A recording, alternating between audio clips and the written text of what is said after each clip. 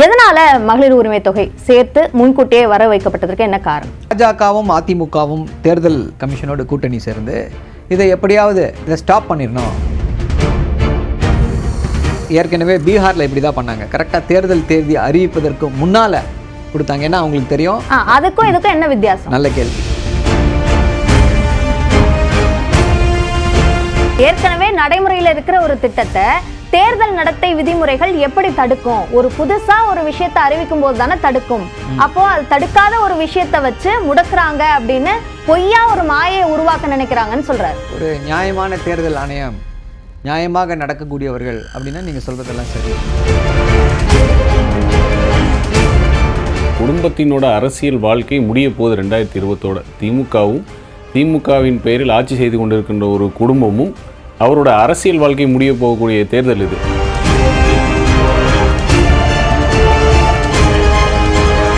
எதை வச்சு இதை பயத்தோட வெளிப்பாடுன்னு சொல்றீங்க? தோக்க போறது உறுதி. தோத்ததுக்கு அப்புறம் எதை வச்சு அந்த முடிவுக்கு வர? களம் அப்படிதானே இருக்கு. ஆட்சியோட அபலம் களம் அப்படிதானே இருக்கு. வணக்கம், இது வார் ரூம். 2026 சட்டமன்ற தேர்தலுக்கான சிறப்பு நிகழ்ச்சி. மகளிர் உரிமை தொகை மாதம் 1000 ரூபாய் வரவு வைக்கப்படுவது வழக்கமான ஒன்று. ஆனால் 3000 ரூபாய் 3 மாதங்களுக்கு சேர்த்து 3000 ரூபாய், அதே போல 2000 ரூபாய் சிறப்பு கோடை நிதி என்று குறிப்பிட்டு 5000 ரூபாய் வரவு வைக்கப்பட்டிருக்கிறது. 1,31,00,000 மகளிருக்கு. இது சதியை முறியடிப்பதற்கான ஒரு வியூகம் என்று முதலமைச்சர் குறிப்பிடுகிறார். ஆனால் இது தோல்வி பயம் என்று எதிர்க்கட்சிகள் விமர்சிக்கின்றன. இதில் எது உண்மை? இது சார்ந்த பல்வேறு கருத்துக்களை நாம் இன்றைய விவாதத்தில் விவாதிக்க இருக்கிறோம். இதில் கலந்து கொள்வதற்காக திமுகவிலிருந்து திரு சரவணனும் அதிமுகவிலிருந்து திரு கோவை சத்யனும் இணைந்திருக்கிறார்கள். இருவருக்கும் வணக்கம். முதலில் திரு சரவணன், எதனால மகளிர் உரிமை தொகை சேர்த்து முன்கூட்டியே வர வைக்கப்பட்டதற்கு என்ன காரணம்? ஏற்கனவே உச்சநீதிமன்றத்தில் பாஜகவை சார்ந்தவர்கள் வழக்கு தொடுத்திருக்கிறார்கள். எலெக்ஷன் டைமில் ஃப்ரீ பீஸ்னு சொல்லி நிறைய கொடுக்குறாங்க. 5 மாநில தேர்தல்கள் வருகிறது, இதனால் இதையெல்லாம் தடுக்க வேண்டும்னு சொல்லி அவர் வழக்கு போடுகிறார். அஸ்வினி உபாத்யாய் அப்படின்ற அந்த ஒரு பாஜக நபர் அதை March, it's an important issue, we will take it up in March அப்படின்னு சொல்லி இந்தியாவுடைய தலைமை நீதியரசர் சொல்லியிருக்காரு. இது ஒரு பக்கம். இன்னொரு புறம் பாஜகவும் அதிமுகவும் தேர்தல் கமிஷனோட கூட்டணி சேர்ந்து இதை எப்படியாவது தேர்தல் நடத்தை விதிமுறைகளை காட்டி இதை ஸ்டாப் பண்ணிடணும் அப்படின்னு சொல்லி ஒரு கான்ஸ்பிரசி, ஒரு சதி. அந்த சதியை வெற்றிகரமாக முறியடித்திருக்கிறார் தமிழ்நாட்டில். இல்லாத சதியை குறிப்பிட்டு இதை தேர்தல் காலத்திற்காக இதை பயன்படுத்த நினைக்கிறார் முதலமைச்சர் அப்படின்னு விமர்சிக்கிறார் எதிர்க்கட்சி தலைவர். இல்லாத சதி இல்லை, இது ஏற்கனவே பீகாரில் இப்படி தான் பண்ணாங்க. கரெக்டாக தேர்தல் தேதி அறிவிப்பதற்கு முன்னால் கொடுத்தாங்க. ஏன்னா அவங்களுக்கு தெரியும். அதுக்கும் இதுக்கும் என்ன வித்தியாசம்? நல்ல கேள்வி. தேர்தல் கமிஷன் பீகார் தேர்தலை பொறுத்தவரை 10,000 ரூபாய் அப்படியே ஜஸ்ட் லைக் தட் அப்போ தான் ஃபஸ்ட் டைம் கொடுக்குறாங்க. ஆனால் இது ஏற்கனவே 2021 தேர்தலில் அறிவிக்கப்பட்டு இந்த திட்டத்தை நீங்கள் எல்லாருக்கும் அமல்படுத்த வேண்டும்னு சொல்லி 2022 இது செயல்பாட்டிற்கு நடைமுறையில் இருக்கக்கூடிய திட்டம். அதேதான் இபிஎஸ் அதேதான் குறிப்பிடுறாரு. ஏற்கனவே நடைமுறையில் இருக்கிற ஒரு திட்டத்தை தேர்தல் நடத்தை விதிமுறைகள் எப்படி தடுக்கும்? ஒரு புதுசா ஒரு விஷயத்தை அறிவிக்கும் போது தானே தடுக்கும். அப்போ அது தடுக்காத ஒரு விஷயத்தை வச்சு முடக்குறாங்க அப்படின்னு பொய்யா ஒரு மாயை உருவாக்க நினைக்கிறாங்கன்னு சொல்றாரு. ஒரு நியாயமான தேர்தல் ஆணையம், நியாயமாக நடக்கக்கூடியவர்கள் அப்படின்னா நீங்க சொல்றதெல்லாம் சரி. தேர்தல் ஆணையம் எப்பொழுதோ விலை போய்விட்டது பாஜகவிற்கு. அண்ட் டிஃபால்ட் அதிமுக கூட்டணி வைக்கிறதுக்கு காரணமே, பாஜகவோட கூட்டணி வைக்கிறதுக்கு காரணமே ஏதாவது ஒரு தகுடுதத்தம் செய்து தேர்தல் ஆணையத்தோடு கூட்டணி வைத்து எதையாவது செய்து விட முடியுமா அப்படின்ற ஒரே நோக்கில் தான் பாஜகவோடு கூட்டணி வைக்கிறார்கள். இன்றைக்கி பார்த்துருப்பீங்க, அண்ணன் திண்டுக்கல் சீனிவாசன் எப்படி போய் ஓட்டு கேட்டாருன்ட்டு. மோடி இருக்காருன்றதுக்காக எங்களுக்கு ஓட்டு போடாமல் போயிடாதீங்க, தயவு செஞ்சு எங்களுக்கு ஓட்டு போடுங்கன்னு ஓட்டுக்களை கேட்க வேண்டிய அவல நிலையில் அதிமுக பாஜக கூட்டணி இருக்குது. ஸோ இப்படி ஒரு சூழ்நிலையில் இல்லை, அப்படி இருக்கும்போது அப்படிதான் ஒரு சூழ்நிலை இருக்குது, முழுசாக நம்பிக்கை இருக்குது அப்படின்னா இந்த 5000 ரூபாயை கொடுக்க வேண்டிய தேவை எதனால் எழுந்தது அப்படின்னு? 5000 ரூபாய் இல்லை, இது இயற்கை. அந்த 3 மாதங்களுக்கு அவர்களுக்கு செல்ல வேண்டிய உதவித்தொகை, மகளிர் மாதத்திலேயே போறதுல எப்படி தடுக்கப்படணும், எப்படி முன்முடிவுக்கு வந்தீங்க? உச்சநீதிமன்றத்தில் பாஜக வழக்கு தாக்கல் செஞ்சிருக்கு. அதை சட்ட ரீதியா எதிர்கொள்ள முடியாது. இல்ல, சட்ட ரீதியான்றது வேற. உள்நோக்கத்தோடு ஒருத்தர் வழக்கு தாக்கல் செய்யும்போது தமிழ்நாட்டு முதல்வருடைய எண்ணங்கள் எல்லாம் என்னவா இருந்துச்சு அப்படின்னா, தமிழ்நாட்டு பெண்கள், தாய்மார்கள் எந்த வகையான ஒரு அவதிக்கும் உள்ளாகிவிடக்கூடாது. இதை வந்து they're use to this for the last 2 years, 2 வருடங்களாக அவர்களுக்கு வந்து இந்த பணம் ஏதோ ஒரு வகையில் உதவி செய்ததாக இருக்கிறது. ஏதோ உச்சநீதிமன்றத்தில் இதை பாஜக செய்தவர்களோ இல்லை தேர்தல் ஆணையமோ ஏதாவது செய்து அவர்களுடைய அந்த ஸ்மால் ஸ்லிவர் ஆஃப் ஹோப் அதை வந்து ஸ்டால் பண்ணிடக்கூடாது, அதற்கு எந்த இடையூறும் வந்துவிடக்கூடாது என்ற அந்த நல்ல எண்ணத்தின் தாய் உள்ளத்தின் அடிப்படையில் தான் இதை முதல்வர் செய்து காட்டியிருக்கிறார். ஓகே, அதாவது அதிமுகவும் பாஜகவும் சேர்ந்து சதி செய்து நிறுத்தி விடுவார்கள் அப்படின்றதுனால தான் இந்த திட்டத்தை முன்கூட்டியே செயல்படுத்த வேண்டி இருந்துச்சு அப்படின்னு சொல்றாங்க சார். உங்க பதில்? தான் ஈன்ற மகனை அரியணை ஏற்றுவதற்கு அவருடைய தந்தை செலவு செய்யும் தொகை 6350 கோடி ரூபாய், அதுவும் அவரோட பணம் இல்லாமல் மக்களோட வரி பணம் என்பதுதான் உண்மை. இந்த உண்மை வந்து மக்களுக்கு புரியுது, எல்லாருக்குமே புரியுது. இல்ல இப்போ அரியணை ஏத்துறதுக்கு அப்படின்னா இப்போ முதலமைச்சர் வேட்பாளர் அறிவிச்சிட்டாங்களா? அவர் தானே சொன்னார், எங்கள் குடும்பத்திலேருந்து யாருமே அரசியலுக்கு வரமாட்டாங்கன்னு சொல்லி. இப்போ அவரோட மகன் துணை முதல்வராக இருக்கும் பொழுது பேசும்போது மட்டும் ஒரு வாக்குறுதி கொடுத்து அதை நிறைவேற்றுபவர் இந்த முத்துவேல் கருணாநிதி ஸ்டாலின் சொன்னவர் யார்? அப்போ போய் சொன்னது அவர் தானே. அப்போ இது வந்து தன்னுடைய நிர்பந்தம், கட்டாயம், பயம் மூன்றும் கலந்து வேறு வழி இல்லை. அந்த குடும்பத்தினோட அரசியல் வாழ்க்கை முடிய போகுது 2020. திமுகவும் திமுகவின் பெயரில் ஆட்சி செய்து கொண்டிருக்கின்ற ஒரு குடும்பமும் அவரோட அரசியல் வாழ்க்கை முடிய போகக்கூடிய தேர்தல் இது. அப்போ அதோட பயத்தின் வெளிப்பாடுங்கிறதுல வந்து மாற்று கருத்தே. எதை வச்சு இதை பயத்தோட வெளிப்பாடுன்னு சொல்றீங்க? தோக்க போகிறது உறுதி, தோத்ததுக்கு அப்புறம் எதை வச்சு அந்த முடிவுக்கு வர? களம் அப்படி தானே இருக்கு. இந்த ஆட்சியோட அபலம் வந்து களம் அப்படி தானே இருக்கு. இது வரைக்கும் கூட்டணி இல்லாமல் திமுக ஜெயிச்ச வரலாறு கிடையாது. நீ கூட்டணியில் கூட தகுடு தத்துவம் தான், கூட்டணியில் கூட தத்தளிச்சுக்கிட்டு இருக்காங்களே. காங்கிரஸ் இருக்கா இல்லையான்னு கூட உறுதியாக சொல்ல முடியல. குழு அமைத்திற்கும் பேச்சுவார்த்தைங்கிற கதை தான் உழுதையுடைய உண்மையிலேயே கூட்டணி வலுவான கூட்டணி அப்படிங்கிற பிம்பம் செதஞ்சு சுக்குநூறாக போச்சு. அதிமுக கூட்டணி வலுவாக தான் இருக்கா? ஒரு மாநாடை முடிச்சிட்டோமே, மாநாடை முடிச்சு வேலையில இறங்கிட்டோமே. எல்லா கட்சிகளும் பங்கேற்றுச்சா அந்த மாநாட்டில்? ஆமாம், இப்போ இருக்கிற எல்லா கட்சியும் பங்கேற்று முடிச்சாச்சு, வேலையை ஆரம்பிச்சோமே. ஆல்ரெடி அவ்வளவு வலுவா இருந்ததுன்னா புது கட்சிகள் வருவாங்க அப்படின்னு ஏன் அதிமுகவும் பாஜகவும் காத்திருக்காங்க? வரும்போது அரவணைப்பது என்பது மாண்பு. வரும்போது அரவணைப்பது இல்ல, வரணும்னு காத்திருக்கிறது வேற அல்ல. பரவாயில்ல, நீங்க காத்திருப்புன்னு சொன்னாலும் சரி, என்ன சொன்னாலும் சரி, இது வலுவான கூட்டணி, தீண்டத்தகாத கட்சி அப்படின்னு வச்ச குற்றச்சாட்டு சுக்குநூறாவது உடச்செறிஞ்சிட்டாருங்க எடப்பாடியார். இருக்கிற கூட்டணி இருக்கா, கட்சி இருக்கான்னு சொல்லக்கூடிய இடத்துல மு க ஸ்டாலின் அவர்கள் இல்லையே. இரண்டாம் கட்ட தலைவர்கள் பேசுவதற்கு எங்கேயாச்சும் கண்டனம் வருதா? காங்கிரஸ் வந்து அவர்கிட்ட வராட்டி போடுன்னு சொல்லி ராஜகண்ணப்பன் பேசுனதுக்கு யார் மறுப்பு தெரிவிச்சா? யார் கண்டனம் கொடுத்தா? யார் கண்டிச்சா? இல்லையே. அப்போ களம் வந்து அங்கே செதஞ்சு போச்சுங்கிற உண்மை தெரிஞ்சதுனால தான் இப்போ அவசரம் ஏதாவது பண்ணி எப்படியாச்சும் ஆட்சி அதிகாரத்தில் உட்காரணும், மகன் அரியணை ஏற்றணுங்கிற வலுவான கூட்டணி அமைஞ்சிடுச்சு, அதன் மூலமாக வெற்றியை பெற்றுவிட முடியும் அப்படின்னா 1000 ரூபாய் உரிமை தொகையை செயல்படுத்துறது சாத்தியமற்றது அப்படின்னு சொன்ன திரு எடப்பாடி பழனிசாமி 2000 ரூபாய் வழங்கப்படும் அப்படின்ற அறிவிப்பை ஏன் வெளியிடுறாரு? தேர்தல் அறிக்கையில் அனைத்து இந்திய அண்ணா திராவிட முன்னேற்ற கழகம் 1500 வழங்கப்படும் சொன்னோம். அதே 1000 ரூபாய்ன்னு குறிப்பிட்டு நாங்கள் சொல்லலை. எப்படி சாத்தியப்படும் தெரிஞ்சனால தான் 1500ன்னு சொல்கிறோம். ஏன் 1000 ரூபாய் முன்னால் கொடுக்க முடியாதுங்கிறக்க 2 உதாரணம் சொல்கிறேன். ஆட்சிக்கு வந்தவுடன் அனைத்து மகளிருக்கும் 1000 ரூபாய்ங்கிறத தேர்தல் வாக்குறுதி கொடுத்தது எவ்வளோ பேருக்கு? 1.25 கோடி மகளிரை கழிச்சிட்டு 1 கோடி மகளிருக்கு. அதுவும் எப்போ 28 மாதங்களாக சட்டமன்றத்திலையும் பொதுக்கூட்டங்களையும் மாறி மாறி கேள்வி கேட்ட பிறகு அந்த அழுத்தத்தின் அடிப்படையில் கொடுத்தாங்க. திமுகவுக்கு நிதி நிர்வாகம்னா என்னன்னே தெரியாது, அதனால கொடுக்க மாட்டாங்கிறத குற்றச்சாட்டு. அதிமுக நிதி நிர்வாகம் சிறப்பாக இருக்கும், கொடுக்க முடியும். இப்போ சாத்தியமற்றது சாத்தியமற்றதுன்னு எதிர்க்கட்சி தலைவர் சொன்னதை செயல்படுத்தி இருக்காங்க. அது இன்னும் 1000 ரூபாயாக உயர்த்தி வழங்கப்படும்னு அறிவிப்பு வெளியிட்டு இருக்காங்க. அது தோல்வி பயத்தினால வந்த அறிவிப்பு அப்படின்னு சொல்றாங்க. அப்ப எல்லாமே முரணா இருக்குல்ல. திமுகவை பொறுத்த வரைக்கும் காப்பி வந்து ஒன்றும் பெரிய புதுசா எல்லாம் கிடையாது. எங்கள் பொதுச் செயலாளர் கரெக்டாக 1 மாதம் முன்னாடி 2000 வழங்கப்படும் அப்படின்னும் போது அப்போ இருக்கிற திமுக கூட்டணி எல்லாம் என்ன சொன்னாங்க? நீங்கள் சொன்ன அதே வச்சு தான் மேற்கொள்ளிட்டு காமிச்சாங்க. கொடுக்க முடியாதுங்க. அப்போ கொடுக்க முடியும்னு சொல்லி இன்றைக்கி முதல்வர் சொல்கிறார், நாங்கள் ஆட்சிக்கு வந்து 2000 ரூபா கொடுப்போங்கிறார். அவருக்கே அது தோணலை கொடுக்கணும்னு. 5 வருஷம் ஆட்சி அதிகாரத்தில் இருந்தபோது ஏன் அது தோணலை? முதலாவதாக அடிப்படை கேள்வி, கொடுக்குறோன்னு சொன்ன 2.25 கோடி மகளிர் கொடுத்தாரா? கொடுக்கல. இல்லை, ஆட்சி அதிகாரத்தில் வந்து 55 மாதங்கள் கழித்து தகுதி இல்லாதவர்கள், நீங்கள் சொல்கிற அந்த 1000 ரூபாய்க்கு தகுதி இல்லாதவர்கள் சொல்கிற 30 லட்சம் மகளிருக்கு திடீர்னு தகுதி எப்படி வந்துச்சு? ஆவணங்கள் கொடுக்கப்பட்டதன் அடிப்படையில் அது ஆய்வுக்கு உட்படுத்தணும் அப்படின்னு சொல்றாங்க. ஆய்வுக்கு உட்படுத்தி 1,13,00,000ல இருந்து 31 லட்சம் அதிகரிச்சோம் அப்படின்னு சொல்றாங்க. தேர்தல் அறிக்கையில தகுதியின் அடிப்படைங்கிற வார்த்தை சொல்லல, போய் சொல்லியிருக்காரு. எல்லாருக்கும் 1000 ரூபாய் ஆவணத்தின் அடிப்படையில் கொடுப்போன்னு கூட சொல்லல. அனைவருக்கும் 1000 ரூபான்னு வெளிப்படையா சொன்ன ஸ்டேட் பிளாக்கெட் ஸ்டேட்மெண்ட். அப்புறம் தகுதின்னு ஒன்று வந்த உடனே என்னாச்சு? 1.25 கோடி மகளிருக்கு தகுதி போச்சு. இன்னும் 55 மாதம் கழிச்சு தேர்தல் வரதுக்கு கரெக்டாக 5 மாதத்துக்கு முன்னாடி 30 லட்சம் மகளிருக்கு திடீர்னு தகுதி வந்துருச்சு. இப்போ திடீர்னு ஞான உதயம் பிறந்து இப்போ வரக்கூடிய கோடை காலம் வெப்ப காலத்திற்கு 2000 ரூபானா இப்போ 4 வெப்ப காலத்தில் என்ன பண்ணாங்க மக்கள்? அப்போ என்ன திடீர்னு இந்த வருடம் மட்டும் ஏப்ரல் மாதம் வெப்பம் என்ன ஆக போகுது, பூசம் என்ன ஆக போகுது? சரி, அதாவது தேர்தலோட நெருங்க வரும்போது தோல்வி பயங்கிறது தெளிவாக தெரியுது. மகனை அரியணை ஏற்ற முடியாது, தனக்கும் அரசியல் வாழ்க்கை இல்லைங்கிறது தெளிவாக தெரிஞ்சு போச்சு. சரி, ஓகே. அது என்ன சார் கோடைக்கால சிறப்பு நிதி? கோடை காலம் அப்படின்றது வந்து மே ஜூன் இந்த பீரியடில் வந்து யூஸ்வலாக என்ன ஆகும் அப்படின்னா ஸ்கூல்ஸ் க்ளோஸ் பண்ணி புதுசாக ஸ்டார்ட் பண்ணுவாங்க. இப்போ இது தாய்மார்களுக்கு அப்படின்னும் பொழுது ஸ்கூல் யூனிஃபார்ம்ஸ், அவங்க ஸ்கூலுக்கு தேவையான உபகரணங்கள் வாங்குவதற்கு மற்றது எல்லாமே அது வந்து ஒரு விடுமுறை காலமாக இருக்கும்.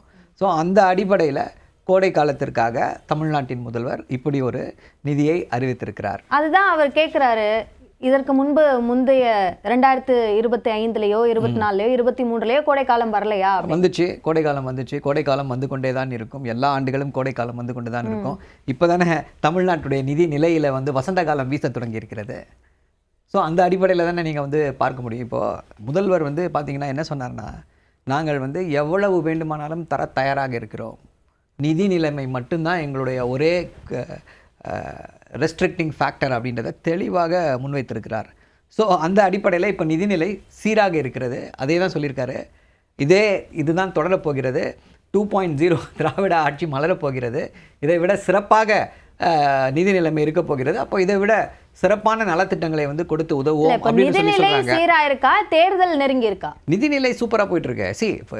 எக்ஸாம்பிள் வந்து 11.9% growth, ஜிடிபி வந்து 36 lakh crores ஜிடிபி போயிருக்கு. நம்முடைய மேனுஃபேக்சரிங் வந்து 14.5% கிட்ட போயிருக்கு. நேஷனல் ஆவரேஜ் வந்து பார்த்தீங்கன்னா 4.7. அது எல்லாமே சரியில்லை. இல்ல அது எல்லாமே சரின்னு ஜஸ்ட் லைக் தட் கடந்து போக முடியாது. ஏன் அதை சொல்றேன்? இல்ல ஏன் அதை சொல்றேன் அப்படின்னா, நம்ம வேற டாபிக்ல பேசலாம். இல்ல வேற டாபிக்ல, இந்த டாபிக்ல தான் இத பேசணும். ஒரே நிமிஷம் நான் முடிச்சிடுறேன். இந்த டாபிக்ல தான் பேசணும். ஏன் அப்படின்னா, நீங்க கேட்டீங்க நீதி நிலைமை இப்பதான் சீரா இருக்குன்னா, இந்த 3 ஆண்டு கால முயற்சி 2 வருஷம் 2021 22 கோவிட்ல போயிடுச்சு. அதன் பின்னர் 3 ஆண்டு காலம் வந்து ஒரு சிறப்பான கடுமையான உழைப்பு, சரியான திட்டமிடல், அந்த அடிப்படையில் தமிழ்நாட்டுடைய பொருளாதார வளர்ச்சி முன்னோக்கி சென்று கொண்டிருக்கிறது. நமக்கு ஒரு குஷன் இருக்கிற காரணத்தினால இதையெல்லாம் நம்மால் செய்து முடிக்க முடிகிறது. இது ஒரு புறம். இது ஒரு புறம். சட்டமன்ற தேர்தல் நடக்கிறதுக்கு முன்னாடி 10,000 ரூபாய் வரவு வைக்கப்பட்டது, அதனாலதான் பிஜேபி வெற்றி பெற்றது அப்படின்ற அந்த விமர்சனத்தை எதிர்க்கட்சிகள், இந்தியா கூட்டணி கட்சிகள் முன் வைத்தாங்களா இல்லையா? பீகாரில் வந்து பாஜக ஜெயித்ததற்கு காரணம் ஓட்டு திருட்டு. எஸ்ஐஆரின் மூலமாக கள்ளத்தனமாக இஸ்லாமியர்களுடைய வாக்குகளையும் பிற்படுத்தப்பட்டவர்கள் வாக்குகளையும் பெண்களுடைய வாக்குகளையும் ஒதுக்கியதால், அவர்களை வாக்கு திட்டமிட்டு நீக்கியதால் வெற்றிக்கு காரணம் இல்ல. பீகார்ல இந்த காரணத்தினால தான் அவர்கள் வந்து ஜெயித்தார்கள். இது எல்லாருக்குமே வந்து தெரிந்த விஷயம். 10,000 ரூபாய் வந்து யாருக்கு கொடுத்தாங்க, அது இம்பாக்ட் இருக்கா இல்லையான்னு நீங்க பீகார்ல இருக்கவங்க கிட்ட தான் போய் கேட்கணும். அங்க இருக்கக்கூடிய அது விமர்சனம் யாரா விமர்சனம் வைத்திருப்பார்கள். எங்களை கேட்டீங்க அப்படின்னா பீகார்ல ஜெயிப்பதற்கு இதுதான் காரணம், வேற எந்த காரணமும் கிடையாது. மக்களுக்கு நிதி கொடுக்கறதுல எந்த பிரச்சனையும் இல்ல, ஆனா எந்த நோக்கத்துல கொடுக்கறீங்கன்றத கேள்விக்குள்ளாக்குறாங்க. எந்த நோக்கம் இல்ல, இதுதான் சொல்றேன். இந்த திட்டம் ஏற்கனவே அறிவிக்கப்பட்ட திட்டம், சேர்த்து வச்சு கொடுக்கிறோம். இதுல என்ன பிரச்சனை உங்களுக்கு? ஓகே, என்ன பிரச்சனை சார்? ஏற்கனவே அறிவிக்கப்பட்ட ஒரு திட்டம் தான், அதை செயல்படுத்துறதுல என்ன பிரச்சனை? அதுக்கு ஏன் உள்நோக்கம் கற்பிக்கப்படுது? திமுகவினர் ஒரு தடவையும் பேசும்போது எங்க அப்பா குதிரைக்குள் இல்லைங்கிறது எப்படி வெளிப்படுது பாருங்க. மரியாதைக்குரிய சகோதரர் சரவணன் ஃபர்ஸ்ட் பேசும்போது என்ன சொன்னாரு? அதிமுக பாஜகவோட சதி, அதை முறியடிச்சிட்டாருன்னாரு. இப்போ என்ன பேசுறாரு? ஏற்கனவே இருக்கிற திட்டம் தான், இதுல என்ன பிரச்சனைன்னு கேட்கிறாரு. இதைத்தான் நீங்க முதல்ல கேள்வி கேட்டீங்க. ஏற்கனவே இருக்கிற திட்டத்தை நிறுத்துறதுக்கான முயற்சி அந்த அதிகாரம் தேர்தல் ஆணையத்துக்கு கிடையாது. ஏன்னா வழக்காடு மன்றத்தில் சுப்ரீம் கோர்ட்டை வழக்கு நிலுவையில் இருக்கு. அவருடைய மக்களுடைய புரிதலுக்காக அந்த வழக்கை தொடுத்தவர் வந்து அவங்களுக்கு வந்து எலெக்ஷன் ஸ்ட்ராட்டஜிஸ்டா ஒர்க் பண்ண பிரசாந்த் கிஷோர் தான் போட்டிருக்காரு. அஸ்வினி உபாத்யாய் போட்ட வழக்குல தான் இந்த பிரசாந்த் கிஷோர் இருக்காரு. ஆனா விஷயம் என்னன்னா, இந்த 10,000 கொடுத்ததுனால தான் ஜெயிச்சாங்கன்னு சொல்லி அவர்கள் கூட்டணியில் இருக்கிற எல்லா கட்சியும் சொன்னாங்க. திமுகவினரும் ஆங்கில ஊடகத்தில் எல்லாரும் வந்து பேட்டி கொடுத்தாங்க. 10,000 கொடுக்கலன்னா தோத்துருப்பாங்க, மக்களை ஏமாத்துறாங்க, பெண்களை வாக்களை இந்த கொடுத்து கவர்ந்துட்டாங்கன்னு அன்னைக்கு பேசினவங்க இன்னைக்கு வந்து கொடுத்தா என்ன தப்புன்னு பேசுறாங்க. இப்போ இரட்டை நிலைப்பாடு எப்படி மாறி மாறி வருது பாருங்க. யாருமே வந்து ஏன் கொடுத்தோன்னு இது வரைக்கும் கேட்டதில்லை. ஒரே கேள்வி நான் பேசி முடிச்சேன்.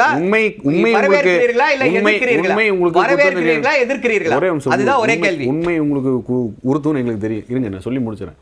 இப்போ யாருமே அதை கேட்கவே இல்லை. 28 மாசம் ஏன் கொடுக்கலன்னு கேள்வி கேட்டது யாரு? எடப்பாடியார் தானே. உங்களால ஏன் முதல் மாசம் கொடுக்க முடியல வந்து? அதே கேள்வி. ஆனா அதே கேள்வி இப்ப என்ன வருது அந்த அப்படின்னா, கேள்வியை அவரை 2000 ரூபாய் உயர்த்தி வழங்கப்படும் அறிவிச்ச உடனே அவசரம் நீங்க எதுக்கு இப்ப 2000 ரூபாய் கொடுக்குறேன்னு சொல்றீங்க? அதையும் தாண்டி இப்ப வந்து அறிவிச்ச ஒண்ணு உயர்த்தி கொடுக்குறேன் அப்படின்னு சொல்றதை கேள்விக்குள்ளாக்குறீங்க. அது சாத்தியமே இல்ல அப்படின்னு சொன்னதை நான் செயல்படுத்துறேன், அது 2000 ரூபாயா அப்படின்னு சொன்னதை விமர்சிக்க கூடாதுன்னு சொல்றீங்க. நாம சொல்லிட்டோம் மேடம், என்ன பதிலும் சொல்லிட்டோம். என்ன பதில்? கடனை வாங்கி மக்கள் நல திட்டத்துக்கு போல ஒரு எம்பியும் எம்எல்ஏவும் அமைச்சரும் கொள்ளையடிக்கிறதுக்கு தான் போச்சு. 3 லட்சம் கோடி கொள்ளையடிச்ச லிஸ்ட் 2000 ரூபாயும் கடன் வாங்கி தான் செயல்படுத்த போறீங்களா? அப்போ கொஞ்சம் கேள்வியை வந்து கேட்டுக்கிட்டே இருந்தீங்கன்னா முடிச்சிருங்க கேள்வியை, நான் பதில் சொல்றேன். இல்ல ரன்னிங் கேள்வி வேண்டாம் எப்பவுமே, அது வந்து சரிப்பட்டு வராது. கேள்வி ஃபர்ஸ்ட் கேளுங்க, பதிலுக்கு வாங்கணும், அடுத்த கேள்வி கேளுங்க. விவாதத்துல கேள்வியே நடுவுல ஒரு பதில வாங்கிட்டு அடுத்த கேள்வி கேளுங்க. சரியா சொல்லுங்க. நம்ம கடன் வாங்கி செய்கிறோம் அப்படின்னோ இல்லை வருவாயை பெருக்கி செய்கிறோம் அப்படிங்கிறது நிதியோட மேலாண்மையை பொறுத்து. அந்த நிதி மேலாண்மை நாங்கள் செய்யக்கூடிய வல்லவர்கள் சொல்கிறோம். இப்போ அவர் சொல்கிறாரு, எதுக்கு நீங்கள் வந்து கோடை காலத்தில் கொடுக்குறீங்க அப்படின்னோடனே யூனிஃபார்ம் வாங்க வேண்டியிருக்கும் குழந்தைகளுக்குங்கிறாரு. அதிமுக ஆட்சி காலத்தில் 2 செட் யூனிஃபார்ம் கொடுத்தோம், காலனி கொடுத்தோம், சைக்கிள் கொடுத்தோம், ஜாமெட்ரி பாக்ஸ் கொடுத்தோம், புக்ஸ் கொடுத்தோம். மக்களுக்கு அந்த தேவையில்லை, அது நீங்கள் கொடுக்கல, இப்போ நிறுத்தியிருக்கீங்க. அப்போ அது உண்மையாக வெளியே வருதா? இப்போ நீங்கள் மக்கள் நலத்திட்டம்னு சொல்லி தேர்தல் வரதுக்கு 2 மாதம் முன்னாடி பண்ணிங்கன்னா 5 ஆண்டு காலமாக நாங்கள் வைக்கிற குற்றச்சாட்டு என்ன? இந்தியாவின் நம்பர் 1 கடன் வாங்குற மாநிலமாக நீங்கள் மாற்றி மக்கள் நலத்திட்டங்கள் எதுவுமே பண்ணலை, கொள்ளையடிக்கல மட்டும்தான் குறியா இருக்கீங்கிறதோட வாக்குமூலம் தானே அது. இல்லை, மக்கள் நலத்திட்டம்னா எதை பண்ணலை அப்படின்னு குறிப்பிட்றீங்க? அஇஅதிமுக எந்த திட்டமுமே பண்ணலையே. அது அவங்களே உங்கள் ஸ்டாப் பண்ணிட்டீங்க. லேப்டாப்பு, தாலிக்கு தங்கம், பெட்டகப்பையே, அப்புறம் அம்மா மருந்து, எல்லா மக்கள் நலத்திட்டங்களும் எல்லா மக்கள் பயனடைஞ்ச எல்லா திட்டத்தையும் நிறுத்தினாங்களே. இவர்கள் கொண்டு வந்த மக்கள் நல திட்டங்கள் எதுவுமே கிடையாது. 2000 ரூபாய் உரிமை தொகையை உயர்த்தி வழங்கப்படும்னு எடப்பாடி பழனிசாமி அறிவிச்சாரு. அது ஒரு அந்த விஷயத்தை எப்படி அவர் அறிவிக்க முடியும், அது சாத்தியம் இல்லாததுன்னு சொன்னாரே, அதை இப்ப அறிவிக்கிறாரே அப்படின்னு அந்த விமர்சனத்தை திமுக தரப்புல இருந்து முன் வச்சுங்க. அதற்கு பதிலாகத்தான், அதற்கு பதிலடி கொடுக்கிறதுக்காக தான் 2000 ரூபாயாக உயர்த்தி வழங்கப்படும். அவருக்கு ஏதோ ஏதாவது இன்ஃபர்மேஷன் லீக் ஆயிருக்கும். இப்படி ஒரு திட்டத்தை, அதுதான் அரசியல், அப்படிதான் அரசியல். ஆமா, அதுதான் சொல்றேன், லீக் ஆயிருக்கும். உடனே முந்தி கொண்டு சம்பந்தமே இல்லாம யாராவது போய் நான் வந்து 3 வாக்குறுதிகளை கொடுப்பேன், ஏற்கனவே கொடுத்த வாக்குறுதிகள், நான் வந்து ஸ்கூட்டி கொடுப்பேன், நான் வந்து 2000 ரூபா கொடுப்பேன்னு திடீர்னு போய் ஏதோ ஒரு ப்ரெஸ் கான்ஃபரன்ஸ்ல அனௌன்ஸ் பண்ணுவாங்க. இதெல்லாம் இதற்கு வந்து தேர்தல் அறிக்கைன்னு சொல்லி ஒரு குழுவை போட்டு என்னென்ன வாங்கி அப்படிதான் அறிவிப்போம். அப்போ இவர் அறிவிக்கிறதுல என்ன நோக்கம் இருக்கு? அதுல ஒரு உள்நோக்கம் இருக்கு இல்லையா? 2000 ரூபாய் அறிவிப்பு முதலமைச்சர் வெளியிட்டால் அற்புதமான அறிவிப்புன்னு சொல்றீங்க. எடப்பாடி பழனிசாமி அறிவிச்சால் அது வந்து போட்டிக்காக அறிவிக்கிறாரு. போட்டிக்காக அறிவிக்கலைங்க, அவருக்கு ஒரு ஏதோ ஒரு இதுல தெரிஞ்சிருக்கு. நான் என்ன சொல்றேன், யாராவது வந்து நீங்கள் வந்து அவர் இப்படி தான் இந்த அறிவிப்பு இந்த சமயத்தில் கொடுக்க போகிறார், இல்லை இந்த அறிவிப்பு வந்து இப்போ இது பண்ண போகிறாங்க, அதிமுக வந்து ஒரு இதை கொடுக்க போகிறது ஏதாவது சொன்னாங்களா? எதுவுமே கிடையாது. அப்படிதானே சார் இப்போ திமுகவும் ஏற்கனவே ஒன்ஸ் பிட்டன் ட்வைஸ் ஷை. ஏற்கனவே இதை மாதிரி நாங்கள் யோசிக்கிறது, அங்கே இந்த குழு பார்க்கறது, அங்கே வந்து உயர்த்தி கொடுக்கணும்னு சொல்லி கோரிக்கைகள் வைத்திருக்கலாம். அதை எப்படியோ உணர்ந்து கொண்டு அதை வந்து ட்ரம்ப் பண்ணுற மாதிரி, அதை வந்து ஓவர்லுக் பண்ணுற மாதிரி ஒரு இதை கொடுத்தாரு. இன்னைக்கு அதற்கு எல்லாம் வட்டியும் முதலுமாக திருப்பி கொடுக்கப்பட்டிருக்கிறது எங்களுடைய சாமர்த்தியமான கையாளுதலின் மூலமாக. ஓகே, கேட்போம். ஆல்ரெடி லீக் ஆனதன் அடிப்படையில் முன்கூட்டியே இந்த அறிவிப்பை வெளியிட்டீங்க அப்படின்னு சொல்றாரு. உங்கள் ஊடகம் மூலமாக திமுகவுக்கும் குறிப்பாக சரவணன் மூலமாக ஒரு சவால், எடப்பாடியார் உளவு பார்த்தாருங்கிற தரவுல வெளியிட்டாருன்னா அதற்கான கான்சிக்வன்சஸ் என்னங்கிற மக்கள் முடிவு பண்ணிட்டோம். ஆனால் 2021 இந்த 1000 ரூபாய் மகளிர் உரிமை தொகை உங்கள் சிந்தனையில் எப்போ உதயமாச்சு, அது திமுகவோடது தான் அப்படிங்கிற ஆதாரத்தை பொதுவெளியில் வெளியிடுறதுக்கு தயாரான்னு கேளுங்க.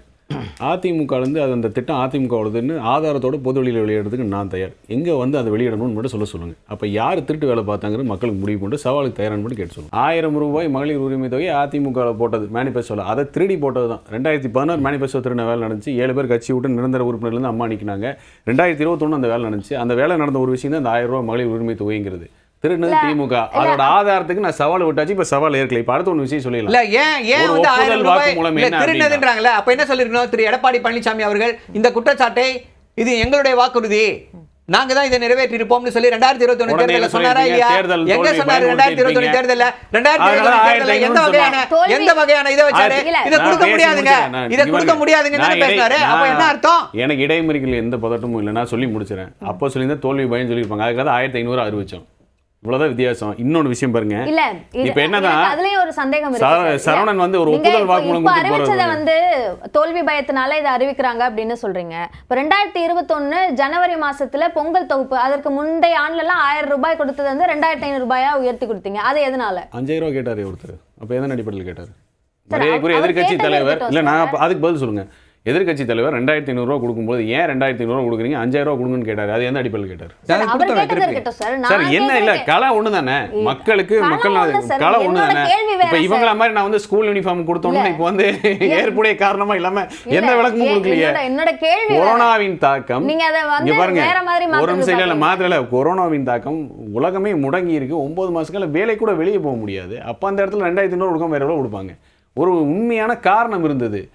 உலகமே முடங்கி இருக்கு, வேலை வாய்ப்பு நிறைய பேருக்கு போயிருக்கு. அப்போ பண்டிகை எப்படி கொண்டாடணும்? தை பண்டிகை நம்ம பண்டிகை கொண்டாடுவதற்காக கொடுக்கப்பட்ட விஷயம் அது. ஆனா அதையும் கூட அப்ப என்ன சொன்னார் அவர் எதிர்க்கட்சி தலைவர்? 5000 ரூபா கொடுங்கன்னாரு.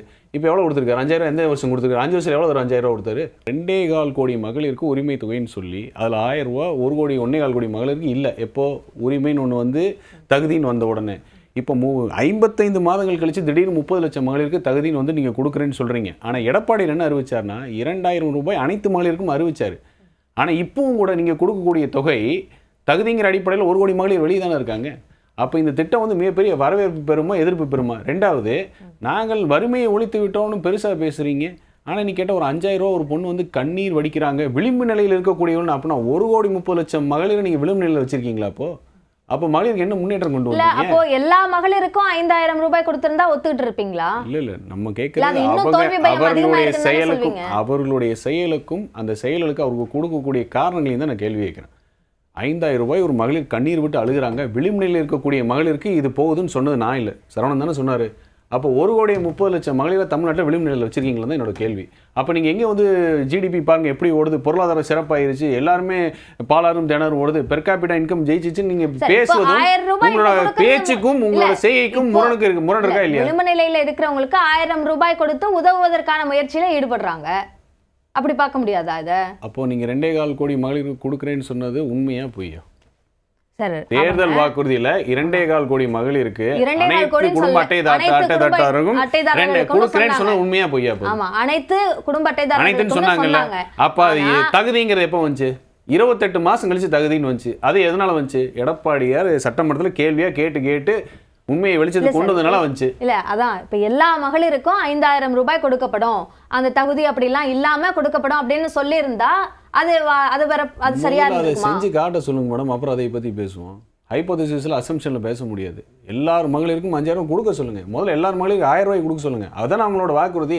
நாங்க என்ன கேட்கிறோம்? நீங்க தானே வாக்குறுதி கொடுத்தீங்க, கொடுங்க தானே கேட்கிறோம்.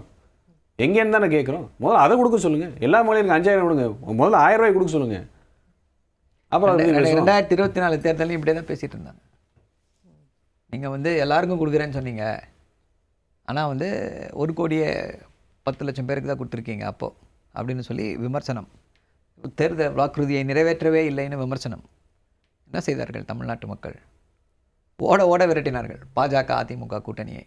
இப்போ மீண்டும் அதே விமர்சனத்தை 2024 கூட்டணி இல்லை. 2019 தேர்தலில் ஜெயித்த போதும் இதே விமர்சனத்தை தான் வைத்தார்கள். மிட்டாய் கொடுத்து ஏமாற்றி விட்டார்கள் அப்படின்னாங்க. 2021 பாடத்தை புகட்டுவார்கள் அப்படின்னாங்க. 2021 மரணாடி.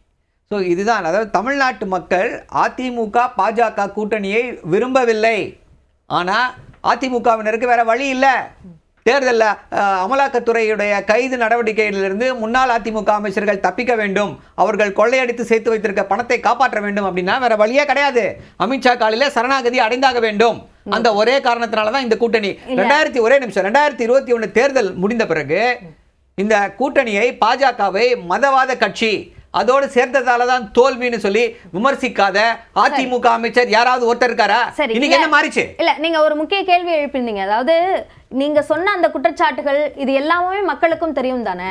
அப்போ அவங்களோட தேர்தல்ல வாக்குகள் மூலமா அதை சொல்லியிருப்பாங்கல்ல. அது ஏன் 2024 அப்படி சொல்லல? தேர்தல் இனிமே தானே மேடம் வரப்போகுது. 2024 நாங்க பாஜக கூட கூட்டணி இல்ல. முதல்ல அதே ஒரு பாஜக கூட அப்படி ஒரு வருஷம் கூட்டணி இல்லாத போது இடி எத்தனை அதிமுக அமைச்சர் கைது பண்ணிட்டு போயிட்டாங்க. கூட்டணி தான் இல்ல. அதாவது என்ன ஒரு அபத்தமானதுல பொய்ய சரளமா பேசல. திமுக மிஞ்ச ஆளே இருக்க முடியாது, அடிச்சுக்க முடியாது அவங்கள. அப்பா மகன் பேரன் கொள்ளு பேரன் சொல்லி ஜனநாயகத்தில் மன்னராட்சி நடத்துவதற்கு, ஒரு குடும்பம் மட்டுமே ஆதிக்கம் செலுத்துவதற்கும், அரசியல் செய்வதற்கும், அதிகாரத்தை பிடிப்பதற்கும் மக்கள் வரி பணத்தை கோடியாக செலவு செய்யக்கூடிய முதல் உதாரணம் இது. தம்மான அரியணை ஏற்றணும் அப்படிங்கிற ஒரு நிர்பந்தம் மட்டும் இல்லை, ஒரு கட்டாயம் மட்டும் இல்லை, ஒரு தவிப்பு. மு க ஸ்டாலினோட தவிப்பு, அந்த குடும்பத்தோட தவிப்பு. அதுக்கான வெளிப்பாடு என்ன? மக்களோட வரி பணத்தை எடுத்து திட்டங்கிற பேரில் வழக்கம் போல் ஈயம் பூசுகிற மாதிரி பூசி பேரெல்லாம் மாற்றி கோடைக்கால தொகை, குளிர்கால தொகை, வெயில் அடிக்கிற தொகை, காத்தடிக்கிற தொகைன்னு சொல்லி என்னெல்லாமோ கட்டுக்கதையை பேசி கொடுத்து, இது வந்து பட்டவர்த்தமாக தெரிகிற விஷயம். குடும்ப நலன் தான் மேடம், இது மக்கள் நலனே கிடையவே கிடையாது. இதுதான் உண்மை. இதுக்கு என்ன வேணால் அவன் கதை சொல்லட்டும். பாஜகவோட கட்டாயம், அமித்ஷா காலையில் இருப்பார், இவர் காலையில் இருப்பார். அப்போ கனிமொழி ஏன் போய் காலில் விழுந்தாங்க காங்கிரஸ் காலில்? எது கனிமொழி தங்கச்சி எதுக்கு அனுப்பிச்சாரு காங்கிரஸ் போய் கால் விழுது? காங்கிரஸ் கிட்ட அமலாக்கத்துறை இல்லையே. அப்ப இவங்க போனா இங்க கருப்பு பலூன் பறக்க விட்டாங்க, மரியாதைக்குரிய பாரத பிரதமர் வந்து வெள்ளை பறக்க விடுறாரு, வெள்ளை பலூன் பறக்க விடுறாரு. எது கொடுறாங்க? அப்புறம் அதாவது ஆட்சி அதிகாரம்னா எப்படி வேணா மாறுவாங்க திமுக. ஏன்னா அதை வச்சு கொள்ளதான் அடிப்பாங்க. குடும்ப நலன் மட்டும்தான் முக்கியம், வேற எதுவுமே கிடையாது. தமிழ்நாட்டில் இப்போ மூளை முடுக்கலாம் பேசுற ஒரே விஷயம் என்ன, நீங்க சொல்ற அந்த அம்சங்கள் எல்லாமுமே சரியாக இருந்தா மக்கள் வாக்குகள் மூலமாக சொல்லியிருப்பாங்களே. 2024 26 26 பேசுவோம்.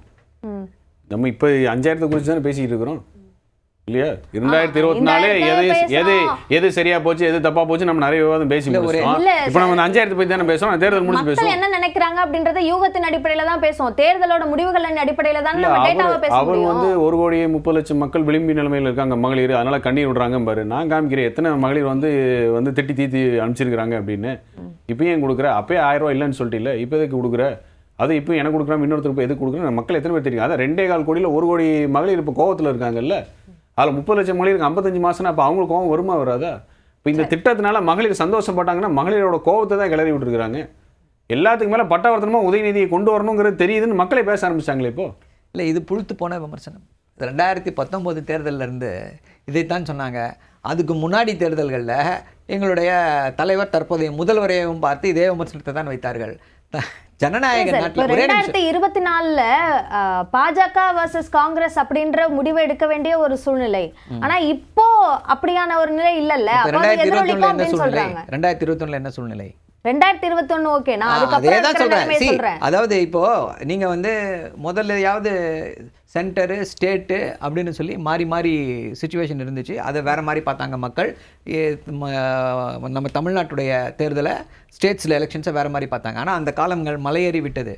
இப்போ வந்து மொத்த அதிகாரத்தையும் தன்னிடையே கொண்டிருக்கிறது ஒன்றிய அரசு. அவங்க எடுக்கக்கூடிய நடவடிக்கைகள், முயற்சிகள் எல்லாமே வந்து இங்கே இருக்கக்கூடிய மக்களை பாதித்து கொண்டே இருக்கிறது. நம்முடைய வாழ்க்கையில் ஒவ்வொரு நாளும் தலைத்து கொண்டே இருக்கிறது ஒன்றிய அரசு. நீங்கள் இன்றைக்கி பெட்ரோல் ப்ரைஸ் ஜாஸ்தியாக இருக்குன்னா அது ஒன்றிய அரசு காரணம். எல்பிஜி சிலிண்டர் விலை ஜாஸ்தியாக இருக்குன்னா அதுக்கு ஒன்றிய அரசு காரணம். டீசல் விலை ஜாஸ்தியாக இருக்குது அப்படின்னா அதுக்கு ஒன்றிய அரசு காரணம். இப்படி நாட்டிலேயே நடக்கக்கூடிய நம்முடைய மக்களை பாதிக்கக்கூடிய எல்லா விஷயத்துக்கும் யார் காரணமாக இருக்காங்கன்னா ஒன்றிய அரசு காரணமாக இருக்கிறது. தமிழ்நாட்டை வஞ்சித்துக் கொண்டிருப்பது யார் அப்படின்னா ஒன்றிய அரசு. நம்ம மதுரை மெட்ரோ கேட்டால் கொடுக்க மாட்டேன்றாங்க, சேலம் மெட்ரோ கேட்டால் கொடுக்க மாட்டேன்றாங்க, ஒசூரில் ஏர்போர்ட் கேட்டால் கொடுக்க மாட்டேன்றாங்க, SSA திட்டத்தில் 3500 கோடி கேட்டால் கொடுக்க மாட்டேன்றாங்க, ஜல்ஜீவன் திட்டத்தில் 3500 கோடி கேட்டால் கொடுக்க மாட்டேன்றாங்க, தமிழ்நாட்டுக்கு 0 தான் கொடுப்பேன் அப்படின்றாங்க. அதை கேட்க கொஞ்சம் கூட இவர்களுக்கு வந்து தைரியம் இல்லை பாஜகவை நோக்கி. அப்புறம் எந்த முகத்தை வைத்துக் கொண்டு தமிழ்நாட்டு மக்கள் கிட்ட ஓட்டு மட்டும் போடுங்கன்னு சொல்லி எப்படி கேட்க முடியும்?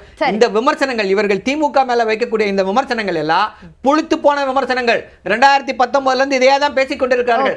நிராகரிக்கப்பட்ட விமர்சனங்கள் இது எல்லாமே. நிறைவு கட்டத்துக்கு வந்துட்டோம். இறுதி கருத்து சொல்லிடுங்க. 2019 வச்ச விமர்சனம் உண்மையாக மாறுச்சு. மகனை அரியணை ஏற்றுவான்னு சொன்னால் மகனை அரிய ஏற்றுறது உண்மைதான். அவங்களுக்கு பரம்பரை ஒத்துரிமையாக இருக்கிறது ஒன்றும் புதுசான விஷயம் இல்லாமல் இருக்கலாம். ஆனால் இப்போ ஒரு விஷயமும் வந்து மத்தியில் இருக்கிற அரசுன்னு சொல்வது ஒன்றும் மு.க. ஸ்டாலினோட இயலாமையின் வெளிப்பாடு. அதாவது மத்திய அரசை எதிர்த்து நான் சூராதி சூரன் வீராதி வீரன் பேசினா மட்டும் போதாது, அதனால் சாதித்தது என்னங்கிறது கேள்வி வரும்ல. ஒரு திட்ட அறிக்கையை முழுசாக கொடுக்க முடியல. அப்போ இது அவரோட இயலாமை காரணம், கவர்னன்ஸோட இயலாமை காரணம். மாணவன் வந்து பரீட்சையில் முட்டை மார்க் வாங்கிட்டு நான் எல்லா கேள்வியும் கரெக்டாக எழுதிட்டேன், ஆனால் டீச்சர் தான் மார்க் போடலாங்கிற மாதிரி இருக்கு இவங்க சொல்கிறது. வாங்குற மார்க் ஃபுல்லாக முட்டை. எந்த திட்டத்திலையுமே முட்டை தான். திட்ட அறிக்கையை சரியாக அனுப்புறது கிடையாது, எதையுமே நடைமுறைப்படுத்துவது கிடையாது. ஆட்சி அதிகாரத்தில் எந்த இடத்துல வந்து அதிகாரத்தை பயன்படுத்தணும் தெரியாது. எல்லா விதமான தரவரிசையிலையும் இறுதியில தான் இருக்கா, கடைசியில தான் இருக்கா? ஒரு தரவரிசை எடுங்க, எந்த வரிசையில் இருக்குன்னு பார்ப்போம். அப்படி வேணும் பேசுவோம். ஏன்னா நம்ம ஆதாரத்தின் அடிப்படையிலே பேசுவோம்.